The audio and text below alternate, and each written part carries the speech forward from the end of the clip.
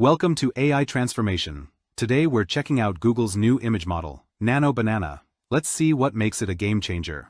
Gemini's Nano Banana just catapulted Google to #1 on the App Store and is editing photos so well it beat my Lightroom and Photoshop tests in a few cases while staying free to try. Oh, and the Pro model behind it? It is priced for developers per image at about 3.9 cents. Today, we are diving into what Gemini 2.5 Flash Image actually does, why everyone is talking about it, and whether this is a legit shift in everyday photo editing or just a viral blip. Stay to see where Google beats Adobe and where it totally doesn't. So, Google launched Gemini 2.5 Flash Image, nicknamed Nano Banana, as its state-of-the-art image generation and editing model. The headline features: blend multiple images into one, maintain character consistency across shots, make precise local edits using plain language, and lean on Gemini's world knowledge so changes are realistic, not just artsy. It is live for developers via the Gemini API, Google AI Studio, and Vertex AI. Pricing: $30 per 1 million output tokens. Each image is 1,290 tokens, roughly 3.9 cents per image. For non-devs, the new Nano Banana editor inside the Gemini app is free to use, and that is what is exploding on mobile right now. Earlier this year, Gemini 2.0 Flash brought native image generation, fast and cheap, but users wanted higher image quality and more creative control. August, Nano Banana Image Editor drops in the Gemini app. September, Week 1, the app surges, 12,600,000 downloads by mid-month, up from 8,700,000 in August, 45% month-over-month. September 8, US App Store rank jumps to #2. September 12, Gemini hits #1, nudging ChatGPT to second. It remains the only AI-focused app in the App Store, top 10. Global Snapshot, top 5 overall iPhone apps in 108 countries. On Google Play US, climbs from #26 on September 8 to #2 the following Monday. ChatGPT still holds #1 on Android. MoneyCheck, Gemini iOS revenue in 2025 is $6,300,000. $1,600,000 in August alone after Nano Banana launched. $792,000 by mid-September, on pace to match or beat August. Adoption, overall, 103,700,000 downloads this year. 185,400,000 since launch on Android in February 2024 and later on iOS. Social proof. Google's Josh Woodward says 23 million first-time users shared over 500 million images since launch. The features: what the tech actually does. Character consistency. Keep the same person or product looking the same across different scenes and angles. Huge for storytellers, brands, or catalogs.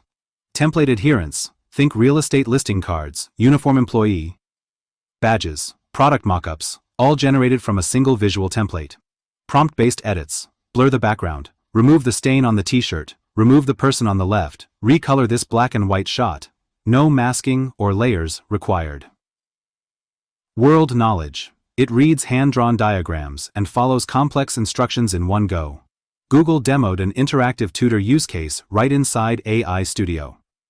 Multi-image fusion. Drag objects or products into a scene and fuse everything into a photorealistic composite. Analysis, where it shines versus where it struggles. I stress-tested Nano Banana against Adobe's newest AI tools in Lightroom and Photoshop using a remove the bookcase challenge. And the result is, Gemini's fill looked more natural at a glance, while Lightroom and Photoshop produced walls that either did not match or warp surfaces. That is a big statement because Adobe still dominates pro workflows. But, and this matters, Nano Banana has real limitations today. Output resolution caps around 720 pixels in the consumer editor. That is not good enough for print or pro work. I noticed added blur, a softer focus plane, and smudged text on some edits. Casual sharing? Fine. Professional retouching? Not yet. No pro-grade controls, no raw files, no layer stacks, limited color or noise tools, and you reprompt instead of tweak sliders. Takeaway. For fast edits or concepting, Gemini is ridiculously easy and often shockingly good. For page shoots, magazines, or giant displays, Adobe still rules, at least right now. Key players and motivations, what each side wants. Google, drive mainstream usage of AI by lowering friction. Free mobile editor to hook users. Paid developer model at 3.9 cents per image to monetize at scale. Expand platform via OpenRouter.ai and Fiel.ai. Developers, enterprises. Faster prototyping in AI Studio, deployable demos, character consistency for storytelling or product pipelines, and SynthID watermarking to manage provenance. Adobe. Protect Pro workflows with deep control, high-res output, raw editing, and precise retouching tools, areas where Gemini still falls short. Users. One-tap magic that works on regular photos, does not need training, and costs nothing to try. Different perspectives. Why opinions diverge. Creators and social users love the one-prompt edits and playful filters. Make it look like a 1990s Polaroid. Add grass to the lot. Remove that hand reflection. Photographers and designers push back on resolution, artifacts, and lack of granular control. Brands and marketers see character consistency and template adherence as workflow gold. Think product catalogs, badges, and listings generated at scale. Educators get excited about that world knowledge demo, hand-drawn diagrams interpreted and explained while visual edits happen. And implications. Short-term, expect a flood of AI-touched photos on social. Casual users will remove clutter, fix backgrounds, and try cinematic filters daily. App Store dominance drives more data and feedback, which likely accelerates quality improvements, especially the resolution cap. Long-term, character consistency changes visual storytelling, series, comics, ad campaigns that keep the same face across scenes without custom fine-tuning. Template-driven design at scale pressures, traditional creative production for repetitive assets.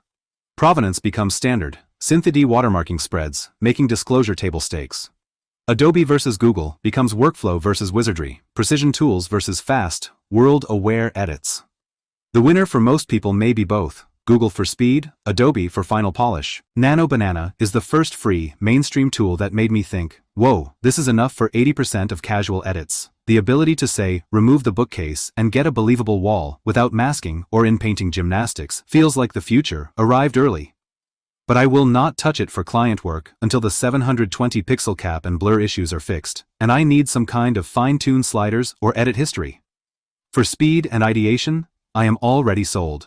If you post to Instagram, sell on marketplaces, or just want nicer family photos, this is instant upgrade territory. Your phone shots will look cleaner with less effort. If you are a pro or print regularly, keep Gemini in your drafting toolkit, but finish in Adobe until Google bumps output quality. Predictions. What happens next? Google lifts the consumer resolution ceiling and tightens the blur within the next few updates. Usage is too big to ignore. We will see more AI Studio templates for e-commerce, real estate, and education, plus better character memory across sessions. Adobe counters with smarter generative fills that preserve texture and geometry more reliably, and maybe a simpler, just do it mode. I want to know exactly how you would use this. What is the first photo you would fix with Nano Banana? If you are a pro, what one feature would Google need to add for you to use it in paid work? And for everyone else, does the SynthID watermark matter to you when sharing edits? If this helped, like the video, subscribe, and ring the bell so you catch my deep dive when Google updates resolution and adds new tools. Share this with a friend who is stuck cloning out objects the hard way. Thanks for watching my first video. Catch you in the next one.